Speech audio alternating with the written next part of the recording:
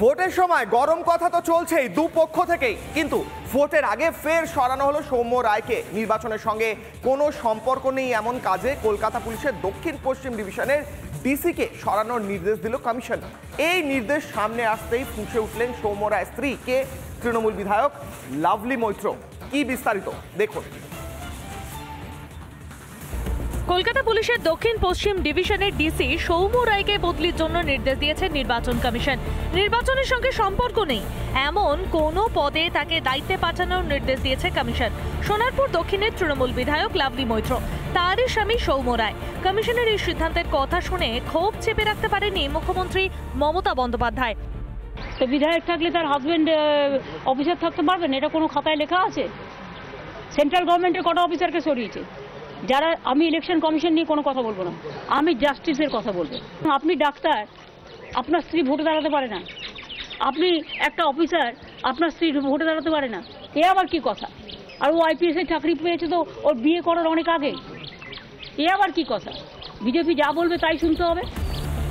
স্বামীকে সরানোর নির্দেশ আসতেই দলনেত্রীর পথে হেঁটে ফুঁসে উঠলেন তৃণমূল বিধায়ক লাভলি মৈত্র। যতবার সরাবে আমরা ততবার জিতবো, আমরা ততবার জিতবো, আমরা ততবার জিতবো। এগুলো বিজেপির অঙ্গুলি হেলনে হচ্ছে। মানুষ জবাব দেবে 4 তারিখ। যত সরাবে, যত চক্রান্ত করবে, যত তৃণমূল কংগ্রেস ঘাস ফুলের দল যত কাটার চেষ্টা করবে তত বাড়বে। আমরা মমতা বন্দ্যোপাধ্যায়ের সহিত একদম ইঞ্চিতে ইঞ্চিতে জবাব দিয়েছি। পাল্টা জবাব দিয়েছে বিজেপিও। প্রত্যেকের উপর নির্বাচন কমিশনের নজর রয়েছে। যেখানে যেখানে তাদের গাফিলতি পাবে, একচোখামি পাবে, তাদের বিরুদ্ধে নির্বাচন কমিশন ব্যবস্থা নেবে। এবং এই যে অফিসারদেরকে সরিয়ে দেওয়া হয়েছে তাদের পক্ষে দাঁড়িয়ে মমতা বন্দ্যোপাধ্যায় বুঝিয়ে দিচ্ছেন যে আসলে নির্বাচন কমিশন সঠিক সিদ্ধান্ত নিয়েছে। এই প্রথম নয়, 2021 সালের বিধানসভা নির্বাচনে তাঁর স্ত্রী লাভলি তৃণমূলের প্রার্থী হওয়ার পরে বিতর্কে জড়িয়েছিলেন সৌম্য। নির্বাচনের আগে সৌম্যকে পুলিশের উচ্চ পদ থেকে সরিয়ে দেওয়া হয়েছিল। লোকসভা নির্বাচনের আগেও একই পদক্ষেপ করল নির্বাচন কমিশন। বরুণ হালদারের রিপোর্ট, রিপাবলিক বাংলা।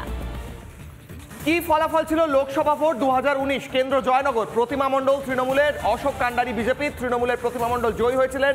জয়ের ব্যবধান যথেষ্ট বেশি, 3,16,775 ভোট। এটা গেল লোকসভা নির্বাচনের ফলাফল জয়নগর কেন্দ্রে। এরপর বিধানসভাও দেখাতে হবে, এরপর বিধানসভা দেখাবো। এটা হচ্ছে জয়নগরের লোকসভা কেন্দ্রের ফলাফল দেখালাম দর্শকদের। এবার বিধানসভা 2021, দক্ষিণ 24 পরগনা 31টি আসন, তৃণমূল জয়ী 30টিতে এবং সংযুক্ত মোর্চা জয়ী 1টিতে। অর্থাৎ তৃণমূলের যথেষ্ট স্ট্রং হোল্ড যেটাকে বলা হয়ে থাকে, তৃণমূলের যথেষ্ট শক্তিশালী সংগঠন এই জায়গায় জয়নগরে। তৃণমূল বিজেপি প্রতিমা মণ্ডল, অশোক কান্ডারি বিজেপির অশোক কান্ডারি এবং তৃণমূলের প্রতিমা মণ্ডল, তাদের মধ্যে কে জয়ী হয়েছিল দেখালাম। বিধানসভা ভোটের ফলাফলও দেখালাম। এরপর যে বিষয়ে নজর রাখতেই হচ্ছে, বিরোধী দলনেতা শুভেন্দু অধিকারী প্রচার সভায় শাসক দলকে চাঁচা ছোলা ভাষায় আক্রমণ করেছেন। বামেদের সম্পর্কেও তিনি বলেছেন। কি বলেছেন শুভেন্দু অধিকারী? গরম কথা শুনুন।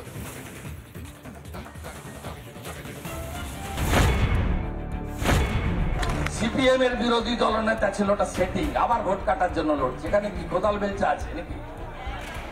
একদম ভোট দিবেন না পুরনো বামপন্থীরা, একদম ভোট একদম দিবেন না। পারবে না এরা লড়তেও পারবে না। এই গুন্ডাদের সব সোজা করতে পারবে না। যদি কেউ পারে তার নাম নরেন্দ্র মোদী। নরেন্দ্র মোদী পারবে, অন্য কেউ পারবে না। 6 জন করে কেন্দ্রীয় পুলিশ প্রতি বুথে ওয়েব ক্যামেরা থাকবে।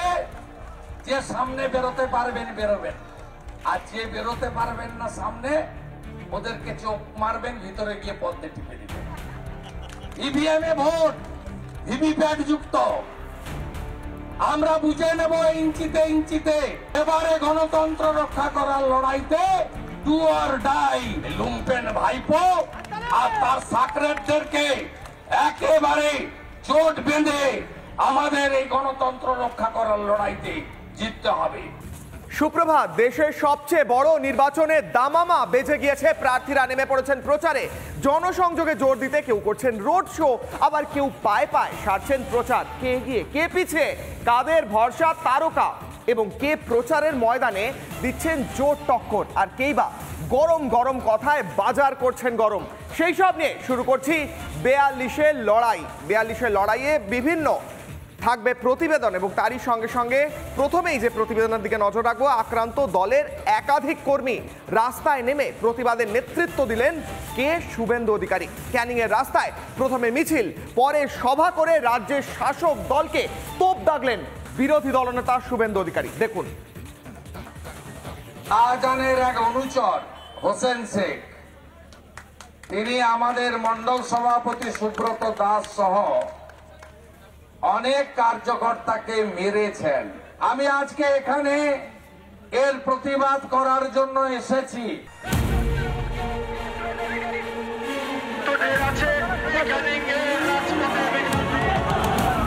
দলীয় পতাকা বাঁধতে গিয়ে সম্প্রতি দক্ষিণ 24 পরগনায় আক্রান্ত হয়েছেন বিজেপির মণ্ডল সভাপতি সহ একাধিক কর্মী।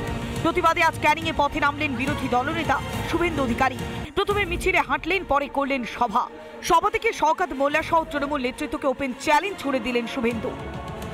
যদি মনে করেন শওকত মোল্লা, হোসেন শেখ, পরেশরাম দাসরা যে চিরদিন একই রকম চলবে, এটা হবে না।